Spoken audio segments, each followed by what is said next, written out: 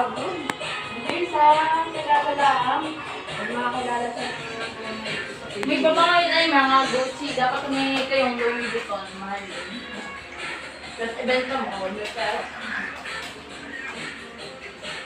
Pero may business mo si Tita. ayaw na lang kasi binabarat na doon. Ano yun? Yung bawal yun yung presyo.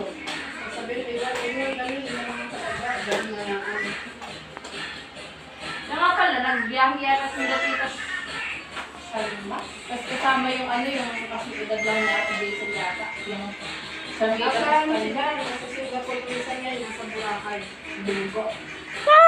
ano yun, sinasama na kasi yun.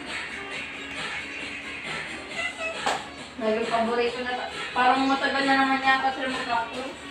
Kasambahay lang yung sinabi ko, kasama talaga sa mga ito sa lang. Inaalam lang lang.